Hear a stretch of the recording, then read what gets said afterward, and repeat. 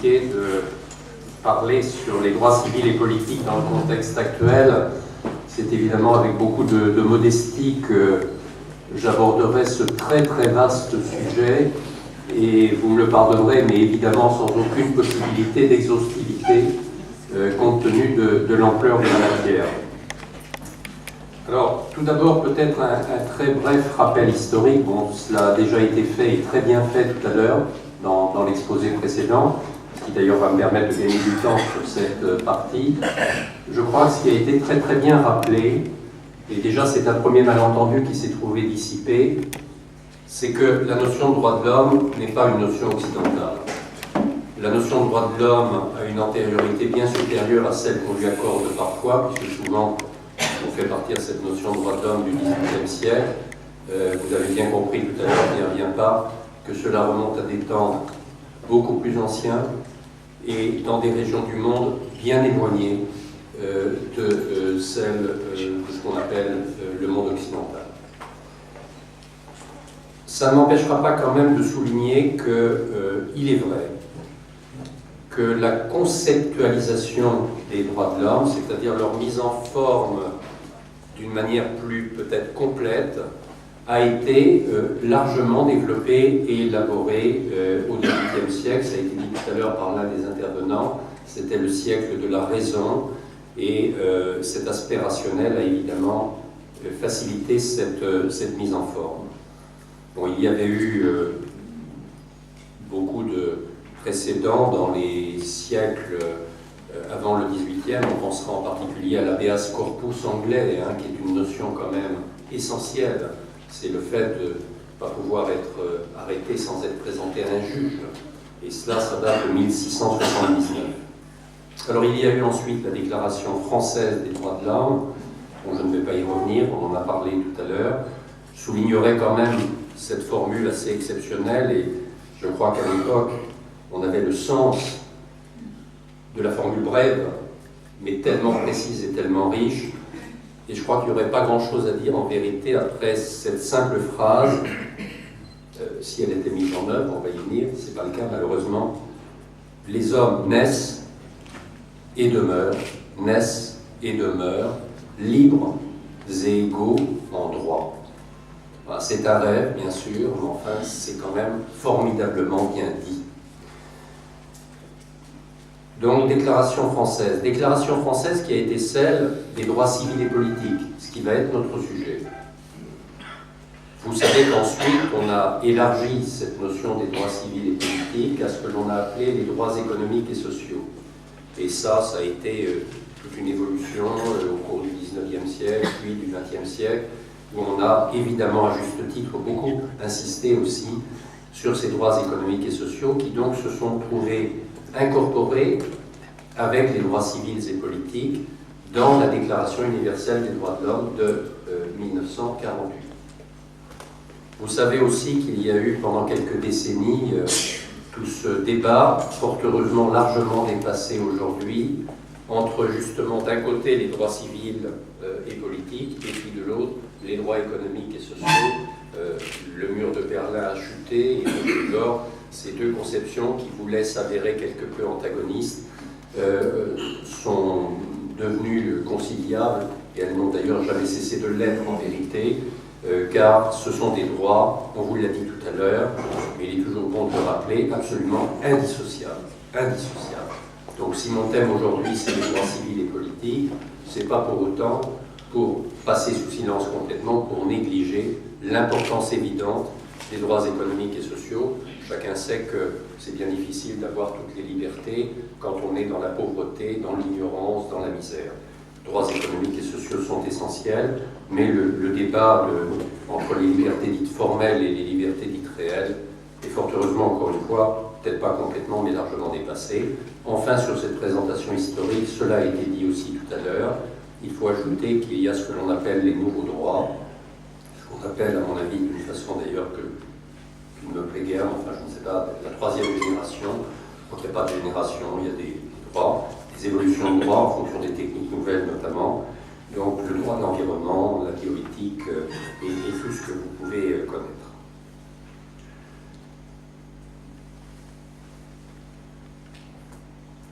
Le premier point peut-être que je vais essayer de développer, encore une fois, je vais essayer de tracer plutôt des lignes, si vous voulez, que de faire quelque chose qui aurait la prétention, bien à tort, d'être exhaustif. Le premier point, c'est peut-être ce que l'on peut appeler la véritable problématique en matière de droits de l'homme, liée très largement à la mondialisation des droits de l'homme. Il y avait un professeur de droit français qui, dans les années 70, avait cette formule que je vais citer et qui est, hélas, toujours d'actualité. Il disait ceci des droits de l'homme: tout aussi universelle que leur reconnaissance dans les textes, tout aussi universelle que leur reconnaissance dans les textes, est leur méconnaissance dans les faits. Et je crois qu'à travers cette phrase, hélas toujours d'actualité, 30 ans plus tard, il résumait assez bien la problématique. On se trouve en effet en présence, pour l'essentiel, d'une reconnaissance quasiment universelle des droits de l'homme. Pour avoir, pour certains d'entre nous, beaucoup voyagé, rares sont ceux, y compris ceux qui les violent le plus allègrement, qui viennent vous dire que les droits de l'homme, ça n'existe pas. C'est très rare. Les pires tyrans, les plus beaux dictateurs vous disent « oui, mais les droits de l'homme, moi je les respecte ». En fait, évidemment, ils les violent, mais ils ne sont pas dans la dénégation absolue de l'existence des droits de l'homme. Donc il y a cette sorte de reconnaissance universelle. Il y a, on vous l'a dit tout à l'heure aussi, une multiplication de textes, que ce soit les textes nationaux, les textes régionaux, les textes internationaux. La notion de droit de l'homme est implantée dans les textes. Et même dans des États qui sont très autoritaires, si vous lisez leur constitution ou parfois leur législation, vous trouvez la notion de droit de l'homme. Et puis dans la réalité, vous êtes dans un pays où il n'y a absolument pas le moindre respect des droits de l'homme. Mais donc dans les textes, on trouve toutes ces notions. On vous a rappelé tout à l'heure d'ailleurs toute une série de conventions internationales particulières qui vont des femmes à la torture, etc., contre la torture bien sûr. Donc sur ce plan, les progrès ont quand même été considérables depuis la Deuxième Guerre mondiale. Mais la vérité, et cela a été dit déjà, mais il faut y insister sans cesse, c'est que si les textes sont nécessaires, parce que sans texte, il n'y a pas de base, ils ne sont hélas pas suffisants. Car le vrai problème, et plusieurs intervenants, je crois tout à l'heure l'ont dit, le vrai problème, c'est l'effectivité des droits de l'homme, c'est-à-dire leur mise en œuvre. Il ne suffit pas de les prôner, il ne suffit pas de les invoquer, encore faut-il les appliquer. Et comment les appliquer? On verra tout à l'heure peut-être quelques-unes des formules qui peuvent être appliquées. Donc, reconnaissance universelle des droits de l'homme et méconnaissance universelle des droits de l'homme.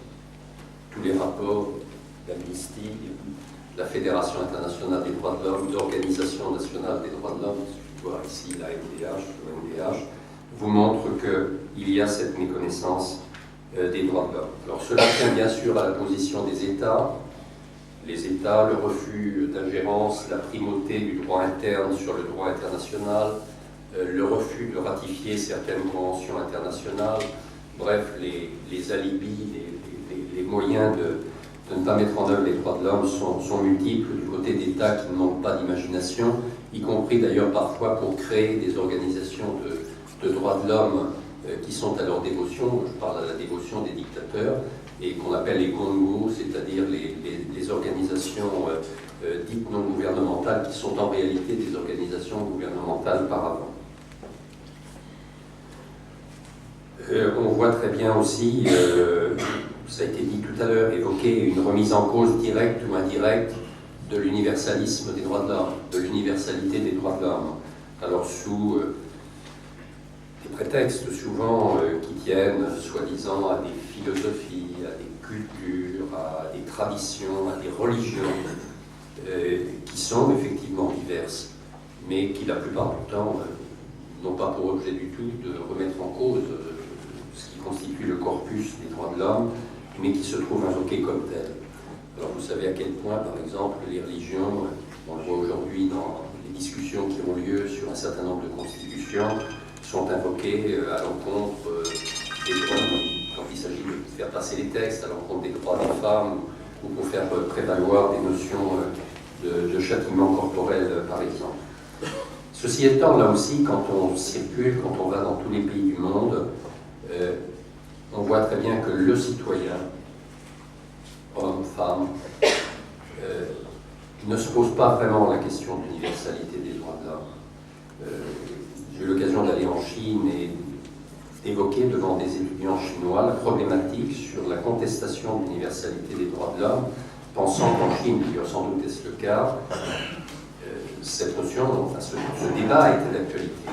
Bon, les étudiants chinois se sont interrogés sur le fait de savoir comment des esprits occidentaux pouvaient penser qu'ils avaient ce type de débat. Car pour eux, ils estiment qu'il n'y a pas de débat. Les droits de l'homme ne sont pas appliqués en Chine et ils en veulent l'application. Et ils en revendiquent l'application. Il est vrai que très souvent, ce sont les gouvernants, ceux qui méprisent, qui violent les droits de l'homme, qui vous opposent l'absence d'universalité des droits de l'homme pour maintenir le régime autoritaire ou dictatorial.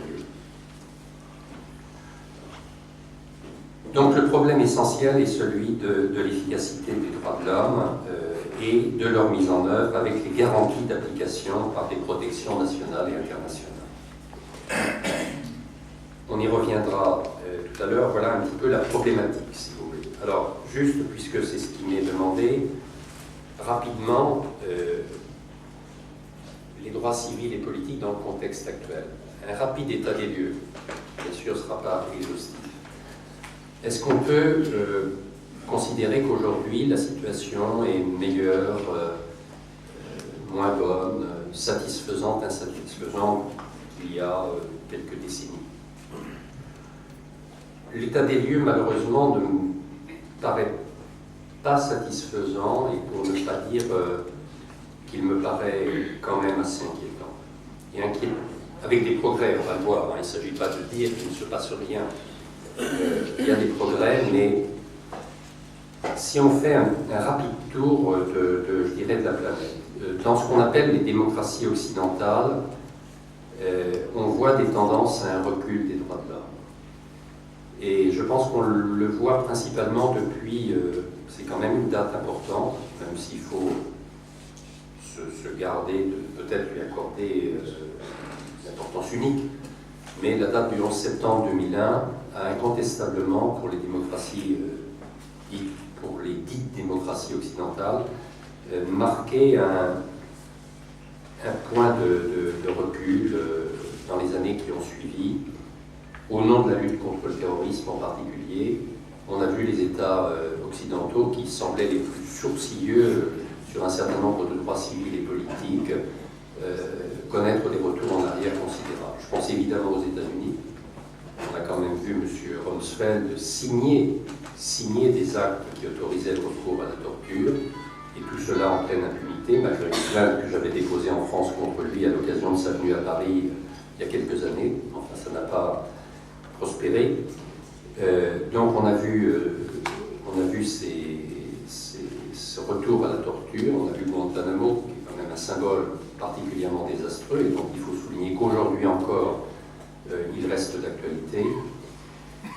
Et d'autres États qui ont emboîté le pas, la Grande-Bretagne, la France qui avait même été précurseur avec une législation antiterroriste que nous avons toujours dénoncée et qui remonte à 1986, et ça a servi de mauvais exemple, car beaucoup d'États ont utilisé ces entorses aux droits de l'homme commises par les démocraties pour faire la même chose, et évidemment un peu en pire, mais pour pouvoir dire vous n'avez pas de leçon à nous donner. Effectivement, ils avaient raison, il n'y avait pas de leçon à leur donner.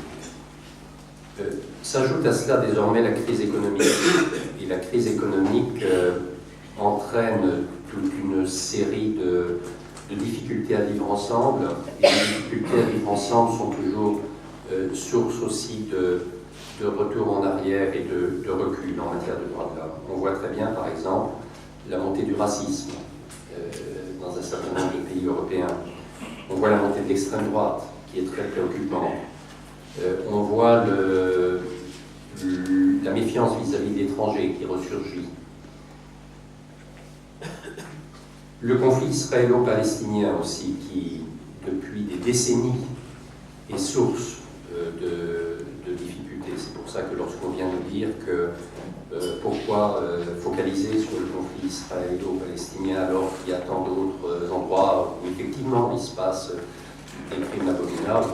Eh bien, tout simplement parce que c'est un conflit qui est dramatique pour les droits de l'homme dans la mesure où c'est une violation continue, constante des droits de l'homme par les Israéliens au détriment des Palestiniens et qu'il est très difficile de faire admettre qu'il y a une légalité internationale quand depuis des décennies, encore une fois, toute la communauté internationale, par lâcheté, laisse se poursuivre une violation criante du droit international. Quelle est la région du monde où on accepterait une poursuite de la colonisation? Où on accepterait déjà une colonisation, et qui plus est une poursuite de la colonisation. Donc je crois que tout ceci est de nature à provoquer des difficultés. L'Europe de l'Est. L'Europe de l'Est, la Russie. On voit très très bien aujourd'hui, alors que c'est vrai qu'on avait salué quand même, et à juste titre d'ailleurs, la chute du mur de Berlin, la fin des démocraties populaires, on voit ce qu'est le respect des droits de l'homme en Russie. On voit les difficultés que connaissent les organisations de défense des droits de l'homme russes pour pouvoir exercer. Elles sont poursuivies, la justice indépendante n'existe pas. On les taxe de recevoir des fonds de l'étranger, ce qui permet de les poursuivre, puisqu'il y a une législation scélérate qui interdit à ces organisations nationales des droits de l'homme de recevoir le moindre financement en provenance de l'extérieur. Russie, mais tous les pays autour. Biélorussie, par exemple, où la FIDH a l'un de ses vice-présidents, M. Bialatsky, qui est précisément emprisonné depuis maintenant plusieurs mois, peut-être même un peu plus que des mois, sous prétexte que son organisation aurait perçu des fonds en provenance de pays autres que la Biélorussie. Si l'on prend l'Amérique latine, il y a eu des progrès. Il y a eu des progrès. Vous savez qu'il y avait toutes ces dictatures dans beaucoup de pays d'Amérique latine, hein, l'Argentine, le Brésil, et que dans beaucoup, le Chili, beaucoup de ces pays sont passés effectivement à des régimes démocratiques. Donc il faut saluer les progrès, il y en a eu. Mais et il y a aussi un très beau combat qui est mené, il faut souligner, en Amérique latine, en Amérique du Sud, contre l'impunité, avec le refus des lois d'amnistie qui avaient été prises en Argentine ou dans d'autres pays d'Amérique latine. Donc il y a eu des progrès. Mais si on regarde l'ensemble de l'Amérique latine, si l'on voit le Mexique par exemple, si l'on voit les pays d'Amérique centrale, le Guatemala, le Nicaragua, le Salvador, vous avez toute une série de pays où les droits de l'homme continuent d'être très très fortement remis en cause et violés. Si l'on prend maintenant l'Asie, l'Iran fait partie, pas besoin d'épiloguer sur ce qui est le respect des droits de l'homme dans le régime des monarques. Si l'on prend la Chine, on voit très bien que la Chine est un pays qui, curieusement d'ailleurs, c'est un cas d'école un peu, qui s'est ouvert complètement sur le plan économique, dans un libéralisme parfois excessif, mais qui sur le plan politique reste un système très, très fermé, et qui, au Tibet, vis-à-vis des minorités, vis-à-vis des opposants, vis-à-vis des internautes, continue de pratiquer systématiquement la répression. C'est le cas dans beaucoup d'autres pays d'Asie, les Philippines, la Corée du Nord, évidemment j'en passe. Si l'on prend l'Afrique subsaharienne, il y a eu des progrès là aussi. Il y a eu quelques pays qui sont devenus plus démocratiques. Il y a eu par exemple une transition qui s'est bien faite dans un pays comme le Sénégal, à 2 reprises. Mais quand on regarde l'ensemble, il y a eu l'Afrique du Sud quand même si aujourd'hui on y rencontre des problèmes que vous connaissez. Mais quand on voit la RDC, la République démocratique du Congo, où depuis des années et des années, ce n'est que résurgence constante de massacres dans l'est du Congo. Si l'on voit le Soudan, la Somalie, le Tchad, aujourd'hui le Mali, la République centrafricaine, on voit à quel point le prix même de la vie ne vaut pas cher dans beaucoup de ces pays. Enfin, le monde arabe. Alors le monde arabe, il faut y attacher évidemment une importance toute particulière suite aux révolutions dans ce qu'on appelle ce monde arabe. Révolution tunisienne d'abord, et puis révolution égyptienne, Libye, etc. Et si je m'y attarde un instant, c'est parce que l'enjeu, je crois, est vraiment considérable. L'enjeu est considérable pour chacun de ces pays, pour le monde arabe dans son ensemble et pour le monde tout court. Si ces révolutions conduisent finalement à une sorte de régression, à, comment dire, une sorte de désespoir par rapport aux espoirs qui ont pu en être, je pense que cela aura des effets dévastateurs négatifs. Si au contraire ces révolutions aboutissent, et on peut quand même demeurer, essayons en tout cas de rester quelque peu optimistes, je pense qu'elles auront des effets extrêmement positifs pour l'ensemble du monde. Alors on sait qu'il y a des aspirations, qu'il y a des revendications, et on connaît les difficultés pour les mettre en œuvre. J'étais il n'y a pas très longtemps, je suis allé à plusieurs reprises en Tunisie, où la FIDH devait tenir d'ailleurs son prochain congrès.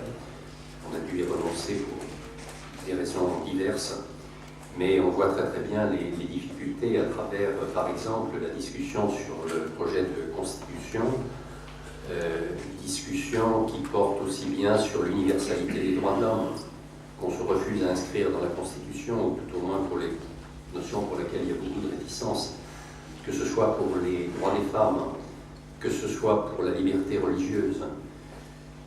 On voit qu'il y a incontestablement des risques de retour en arrière. On voit aussi la situation, alors je ne parle plus là seulement des révolutions, mais des mouvements contestataires et des résistances opposées par les pouvoirs en place.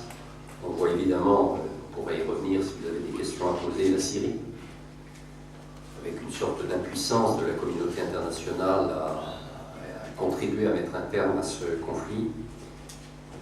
On voit le Bahreïn, on voit un pays dont on parle moins, mais où la situation des droits de l'homme est désastreuse, c'est l'Arabie Saoudite.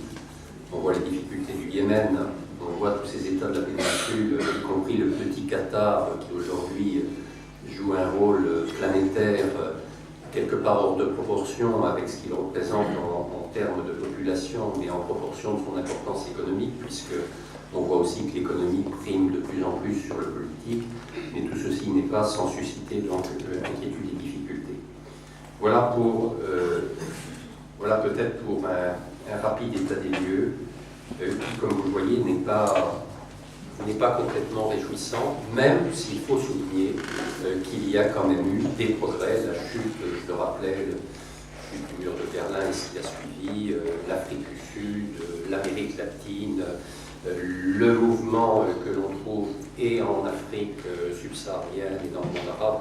Il y a des sources d'espoir, il ne faut pas désespérer, mais il faut aussi être lucide et bien comprendre que ce combat pour les droits de l'homme reste plus que d'actualité, il reste particulièrement difficile. Je vais juste simplement, avant d'en venir à des notions peut-être plus combatives, comment permettre l'efficacité, comment permettre l'application réelle, concrète des droits de l'homme. Je reviendrai un instant sur les diverses libertés telles qu'elles résultent de la Déclaration universelle des droits de l'homme, qui finalement sert de base. Ça reste vraiment le texte de référence, le texte universel. On vous l'a dit tout à l'heure, c'est vraiment une déclaration universelle. Ça fait suite à des strates successives qui remontent à des siècles très anciens et qui ont permis qu'il y ait cette déclaration universelle des droits de l'homme qui a été signée par tous les États, qui n'a pas seulement été élaborée, comme on le dit parfois, par des Occidentaux. Il y avait un groupe de travail qui comprenait aussi notamment des Asiatiques ou des gens d'autres continents.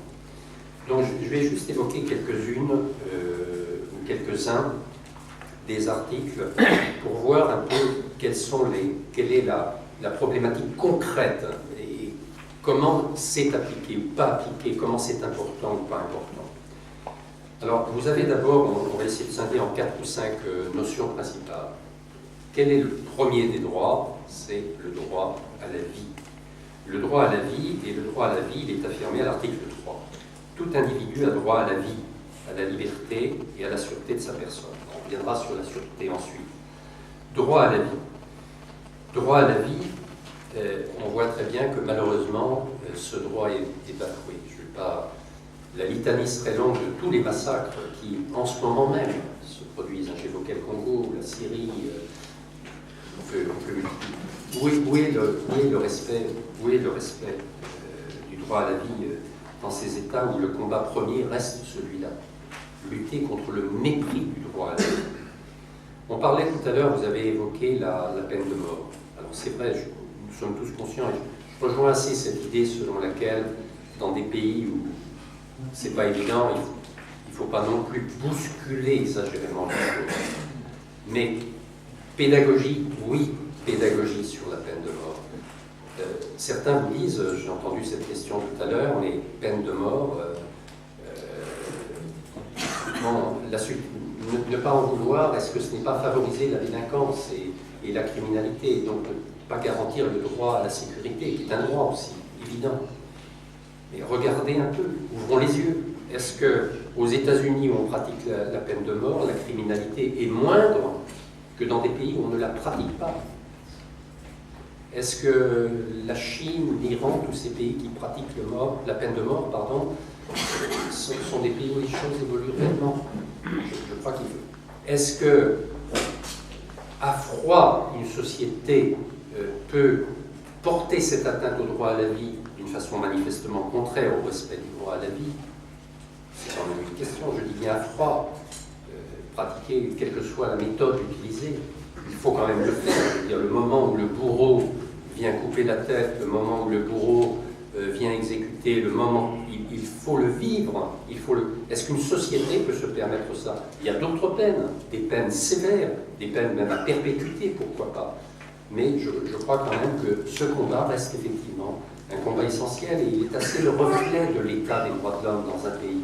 Et c'est là où on voit d'ailleurs que, par exemple, les États-Unis est bien un pays. Il n'y a pas que ce problème de la peine de mort dans ce pays, il y a toutes les inégalités sociales en particulier. On voit bien ce pays qui se prétend un parangon de vertu ne l'est absolument pas. Et justement, le maintien de la peine de mort est une illustration de cette dérive. Droit à la vie.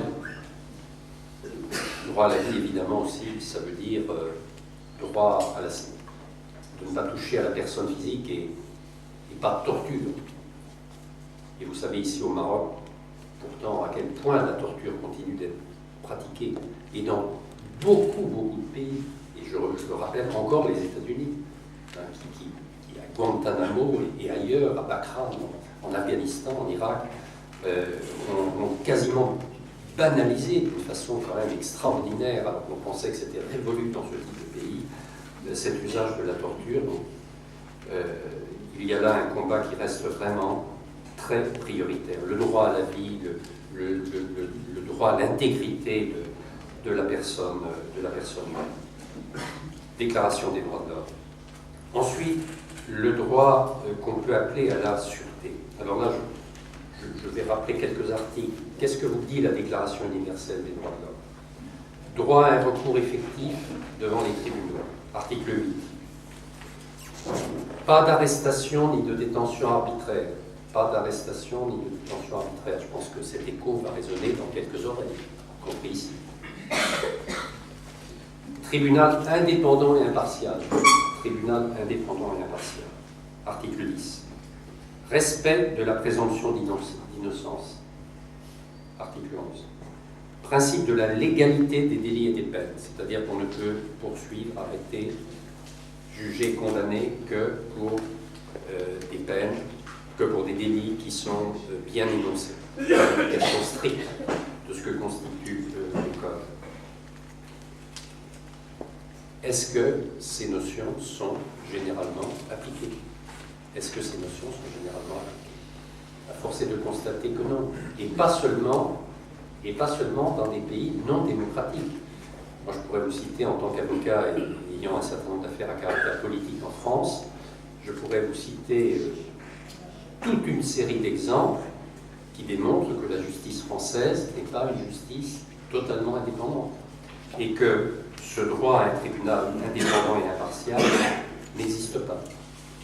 Sur la détention arbitraire dans des pays occidentaux, je pense un instant à la France, sans parler de détention arbitraire qui est devenue quand même assez rare, ça c'est vrai, on a quand même la garde à vue, même s'il y a des améliorations récentes, qui restent pratiquées d'une manière très critiquable.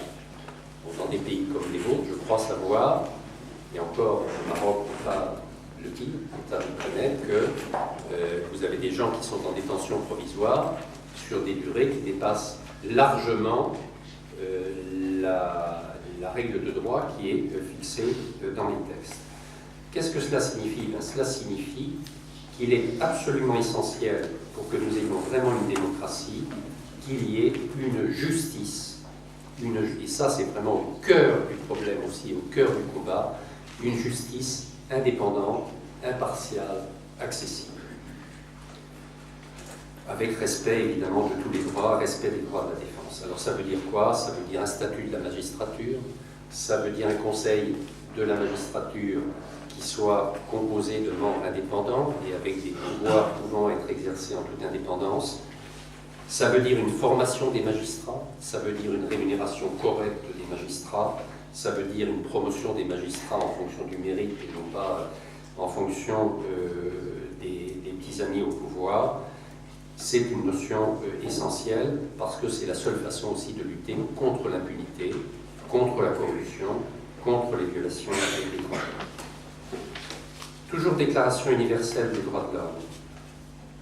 Ce qui peut toucher, je dirais, la situation au sens large des citoyens du monde et donc des étrangers.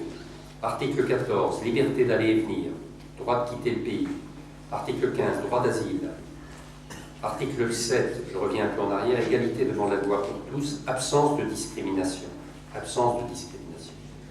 Or, quand on voit la situation faite aux étrangers, en particulier dans beaucoup de pays, et je repense là aux pays occidentaux, on voit très très bien que ces articles ne sont pas intégralement mis en œuvre.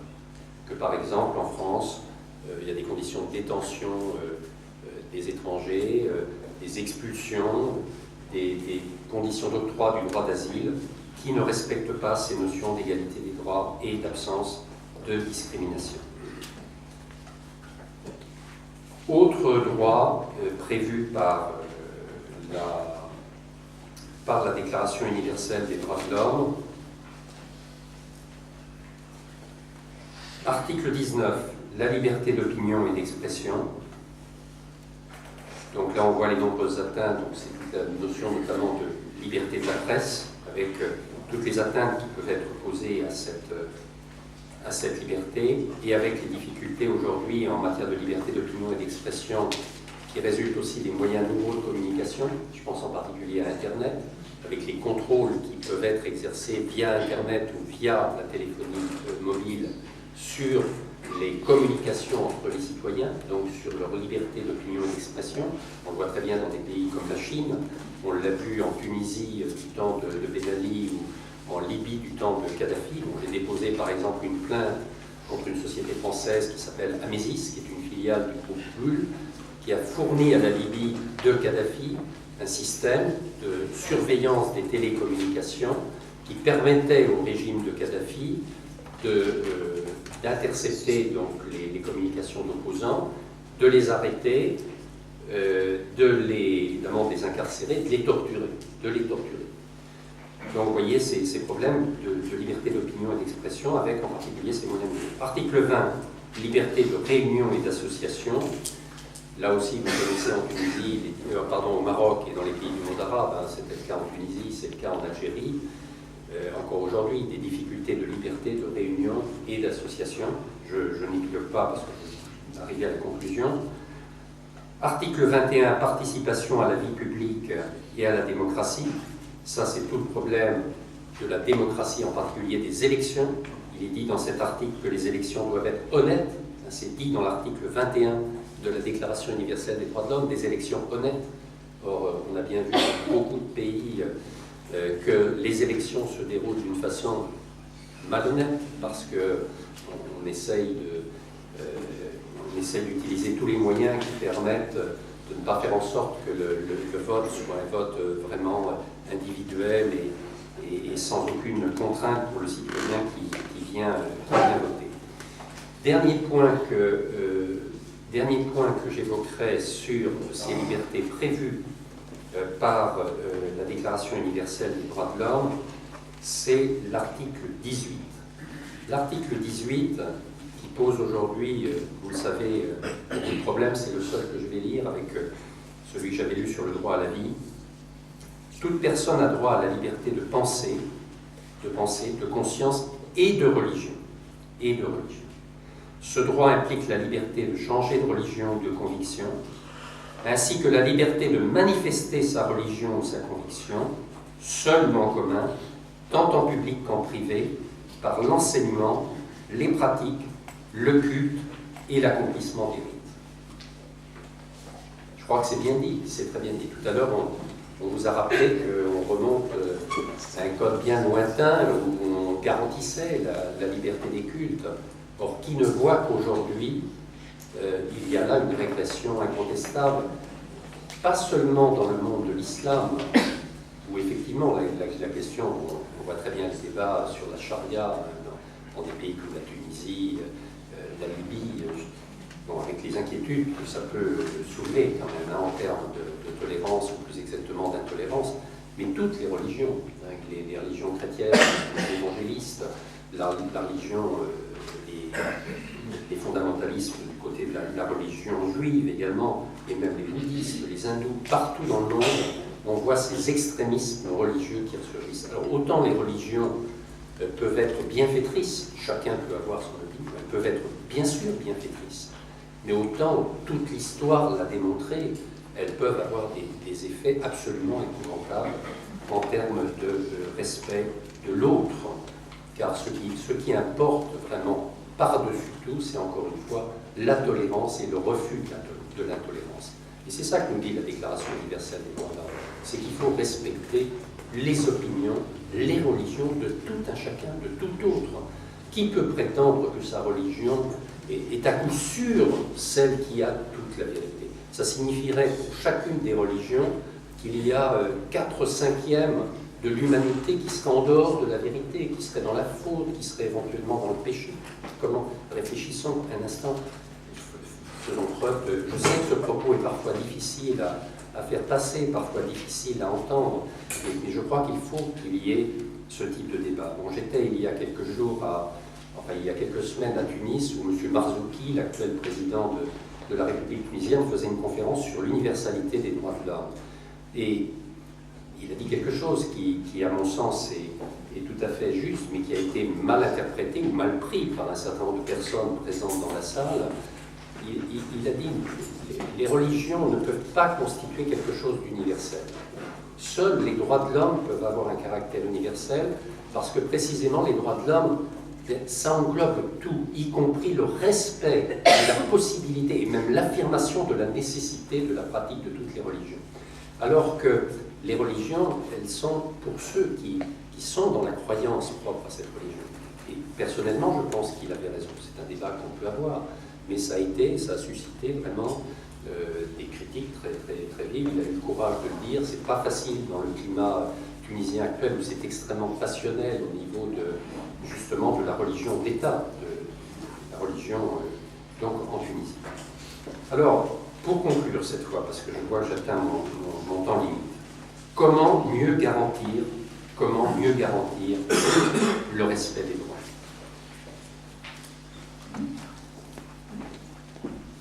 Mieux garantir le respect des droits, ça veut dire que des droits sans sanction sont des droits qui risquent de ne pas être appliqués.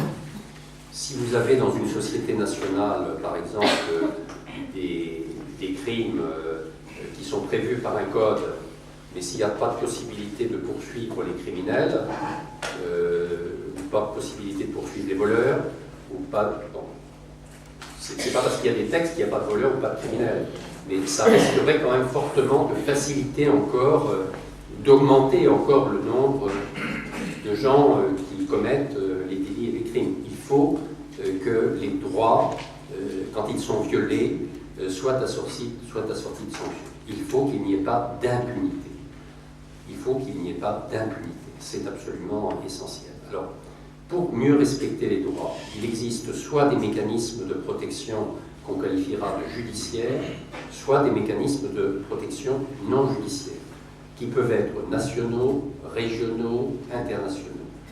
Mécanisme de protection non judiciaire, ça veut dire de constituer, par exemple, qu'il y ait une constitution, qu'il y ait l'assurance d'une indépendance de la magistrature, qu'il y ait autrement dit le corps, qu'il y ait la structure qui soit bien mise en place. Il faut déjà une structure. À l'échelle internationale, ça veut dire, mécanisme de protection non judiciaire, qu'il y a les Nations Unies, qu'il y a des mécanismes créés par les Nations Unies, je pense en particulier à Genève, à la possibilité de saisir des rapporteurs spéciaux, de faire des rapporteurs spéciaux sur tel ou tel thème, qu'il y ait des commissions, qu'il y ait des missions d'enquête. Il y a une série de mécanismes. Il y a le rôle, évidemment, je vais terminer par là dans un instant, des ONG, des organisations non gouvernementales. Et puis, il y a les mécanismes de protection judiciaire. Alors, les mécanismes de protection judiciaire sont d'abord les justices des États, et puis, comme on s'est enfin rendu compte, ou pas exactement, on s'en était rendu compte, mais on n'avait pas voulu en tirer les conclusions, que ce n'était pas suffisant, parce que vous avez des États qui sont ainsi faits, qu'ils ne peuvent ni ne veulent juger les crimes internationaux les plus graves, on a enfin, c'était il n'y a pas si longtemps une utopie de défenseurs des droits de l'homme, on a enfin créé une justice internationale, avec d'abord des tribunaux ad hoc, ex-Yougoslavie et Rwanda, et enfin la Cour pénale internationale, donc qui est, comme vous savez, en vigueur depuis le 1er juillet 2002, et qui a une vocation permanente et universelle pour les crimes de guerre, les crimes contre l'humanité et les crimes de génocide. Et ça, c'est absolument essentiel. Alors certes, j'ai entendu tout à l'heure, et à juste titre, et je suis le premier, et nous sommes les premiers à dénoncer cela, c'est très imparfait. Le mécanisme de la Cour pénale internationale actuelle est très imparfait, parce que beaucoup d'États n'ont pas ratifié, et pas des moindres, et pas des moindres parmi ceux qui violent les droits de l'homme, hein, les États-Unis, la Chine, l'Iran, beaucoup de pays d'ailleurs du monde arabe, etc. On peut Israël, on peut en citer beaucoup. Et puis le deux poids, deux mesures qui était évoqué. Certes, il y a toutes ces insuffisances, mais elles existent. Donc il ne faut pas dire parce que c'est insuffisant aujourd'hui, on va y renoncer. Il faut dire parce que c'est insuffisant aujourd'hui, il faut améliorer. Donc il faut pousser aux ratifications et il faut pousser à ce qu'il n'y ait plus ce deux poids, deux mesures. Le fait qu'on juge aujourd'hui beaucoup de crimes commis en Afrique, moi, ne me choque pas, dès lors que ce sont des crimes qui méritent d'être poursuivis, ce qui est bien le cas. Quand on voit ce qui se passe en RDC, je crois qu'il n'y a pas photo. Au contraire, on ne poursuit pas assez, même à mes yeux. Mais par contre, on peut dire qu'il faudrait poursuivre ce qui se passe par rapport à la Palestine, ce qui se passe par rapport à la Tchétchénie, ce qui se passe par rapport au Tibet, ce qui se passe, etc., etc. Donc voilà, c'est ce combat-là qu'il faut mener, mais c'est essentiel qu'il existe cette justice internationale, qui doit être doublée de ce qu'on appelle la compétence extraterritoriale, c'est-à-dire l'obligation pour les États, et tous ceux qui ont souscrit au statut de Rome ont souscrit aussi à cette obligation qui figure dans le préambule, l'obligation pour les États d'arrêter de juger et de condamner tout celui qui passe sur le territoire d'un État et qui peut être suspecté de ces crimes de torture, de guerre et contre l'humanité. En toute conclusion, je voudrais souligner, c'est pas, bien sûr, vous allez me dire que je prêche pour ma paroisse, je retombe dans la religion, là. Je voudrais souligner le rôle des ONG, vraiment, et le rôle plus largement de la société civile, Tout à l'heure, la question a été posée, mais comment peut-on faire progresser, comment peut-on rendre effectifs les droits d'homme? Eh bien, on voit très bien que les progrès qui ont été accomplis sont des progrès qui ne sont pas dus aux États. Il y a peu d'États vertueux, sauf peut-être et encore incomplètement les États d'Europe du Nord. Il y a peu d'États vertueux. Et on voit très bien que même ceux qui sont des défenseurs des droits de l'homme, qui sont dans des partis d'opposition, qui nous sont plutôt sympathiques quant à leurs idées, quand ils viennent au pouvoir, ils ne sont plus totalement vertueux. Le pouvoir, ça a toujours été dit, comporte son risque intrinsèque et malheureusement, je pense, inévitable d'entorse avec certains principes. Donc c'est pas de ce côté-là qu'on aura les progrès principaux, mais du côté de la société civile et en particulier du côté des organisations de défense des droits de l'homme, qui sont des aiguillons et qui sont là pour porter, et c'est ce qui, moi, me frappe beaucoup et vraiment qui me donne de l'enthousiasme et de l'espoir, qui sont mobilisés dans tous les pays du monde. Et je crois qu'il n'y a pas un pays de la planète où vous n'ayez des militants prêts à sacrifier leur travail, leur famille, leur sécurité, voire parfois leur vie. Il n'y a pas un pays où vous n'ayez ces militants qui revendiquent les mêmes droits, c'est-à-dire ces droits universels, et vous n'avez pas de pays où ça ne fasse pas avancer finalement un jour ou l'autre les choses. C'est plus ou moins long. Et tout ceci porté, si vous voulez, de façon globale à l'échelle internationale, je crois que ça nous permettra d'avancer, ça nous permettra de rendre plus effectifs des droits qui aujourd'hui sont trop souvent posés dans les textes, mais non réalisés dans la pratique. Merci.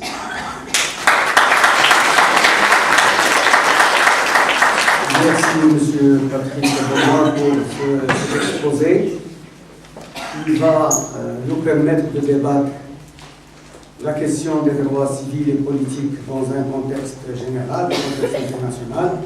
L'exposé a fait un panorama de la situation des droits de l'homme dans le contexte international, continent par continent.